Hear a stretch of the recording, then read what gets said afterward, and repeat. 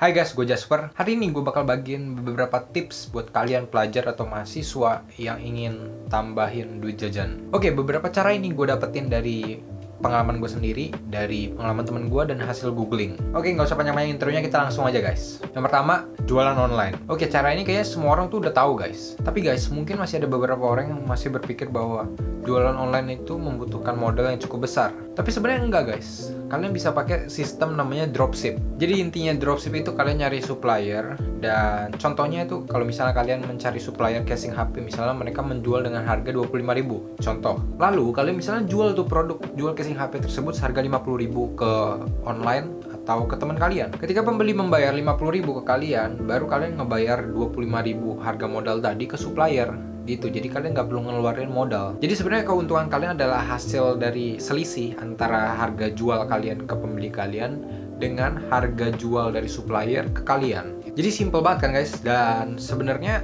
untuk produk kalian bisa pilih sesuai produk yang kalian suka atau produk yang sekarang lagi trending, lagi viral gitu. Gue juga saranin sih lebih ke produk yang kalian suka supaya kalian punya knowledge lebih tentang produk yang kalian jual, karena banyak pembeli yang bakal nanya ke kalian, dan sangat bagus kalau misalnya kalian tahu dan punya knowledge tentang produk yang kalian jual. Mungkin ada beberapa kendala ya, seperti suppliernya itu bakal lama jawab chatnya, jadi slow response kalau misalnya kita nanya ready stock atau enggak.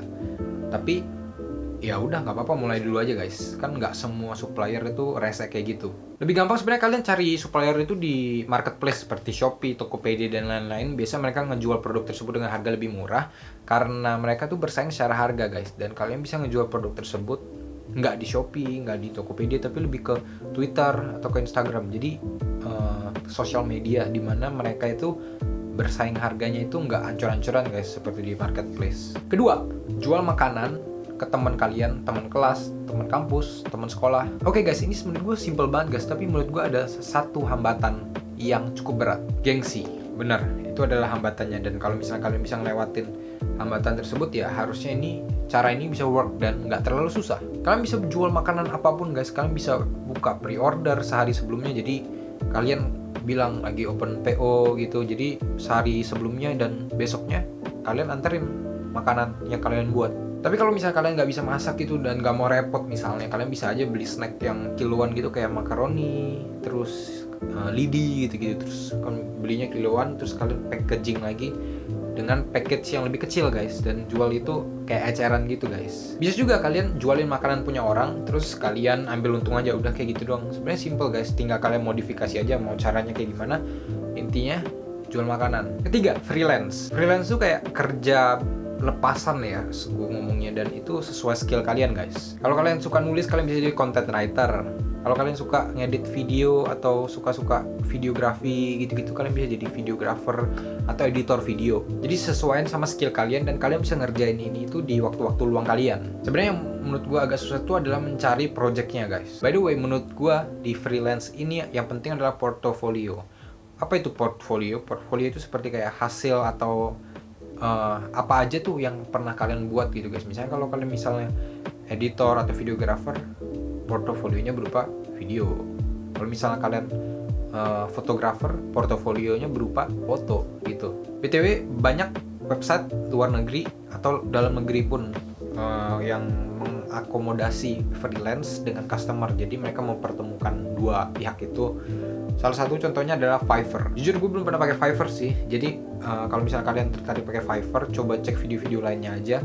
Banyak kok orang-orang yang ngebahas tentang Fiverr, gimana caranya dapat projectnya gitu-gitu. Kalau gue selama ini cari freelance project itu tuh Instagram. Jadi gue meeting. Kalau misalnya deal, oke. Udah jalan-jalan, kalau misalnya hasilnya bagus pun biasanya mereka repeat order gitu guys. Dan kemampuan negosiasi di sini juga sangat penting guys, supaya bisa nentuin sebenarnya harga kalian tuh berapa gitu, rate kalian tuh berapa. Keempat, part time. Oke, cara ini menurut gue mungkin lebih cocok ke mahasiswa ya, karena mahasiswa lebih punya waktu free, lebih fleksibel gitu dibanding anak SMA, anak sekolah. Dimana anak sekolah kan kita udah tahu fix schedule gitu, sedangkan ya anak kampus kan punya waktu luang yang lebih fleksibel. Jujur gue belum pernah coba part time guys, tapi beberapa teman gue pernah part time. Menurut gue part time yang paling bergengsi ya istilahnya itu adalah di salah satu toko kopi. Mungkin kalian udah tahu, tapi gue nggak sebutin brandnya, tapi harusnya kalian tahu. Dan setahu gue masuk ke toko kopi sebagai part time itu tuh menurut gue susah gitu guys persyaratannya. Dari teman-teman gue yang pernah ngelakuin tuh nggak terlalu banyak yang diterima di sana.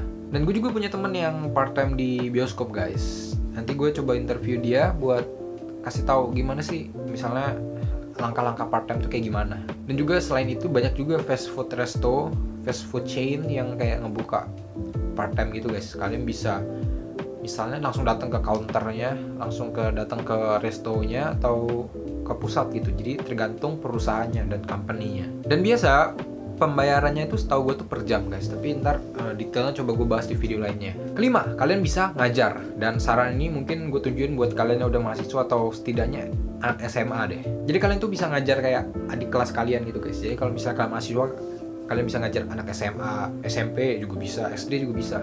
Kalau misalnya kalian anak SMA bisa ngajar anak SMP, SD. Intinya itu ngajarin sesuatu yang kalian udah paham guys. Jadi kalian udah kuasain dulu tuh materinya guys. Dan nggak cuma sisi akademis guys, tapi bahasa juga bisa, les bahasa guys. Bahasa Inggris, bahasa Mandarin, bahasa Korea lagi banyak diminatin. Jadi kalau kalian bisa dan fluent gitu, kalian bisa coba. Keenam, magang. Sebenarnya menurut gua magang ini mirip sama part time, tapi magang ini dilakukan sama anak SMK ya, dan mahasiswa juga di akhir-akhir menjelang kelulusan. Oke, jadi magang ini bisa nambah duit jajan kalian juga, sekaligus nambah pengalaman kalian dalam bidang yang kalian mau tekunin ke depannya sebagai karir kalian. Tapi guys, untuk magang nih ada beberapa company yang cuma ngasih duit makan atau ngasih duit transport, atau bahkan ada yang nggak dibayar juga guys.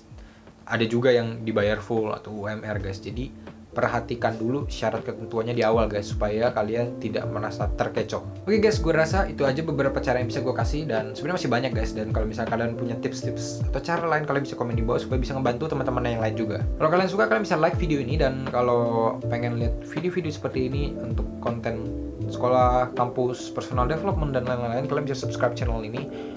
Dan gue usahain rutin upload di sini. Dan kalau misalnya kalian mau rekomendasiin topik-topik lain, kalian bisa komen juga, nanti gue bahas di video. Oke, segitu aja. Thank you guys and see you soon.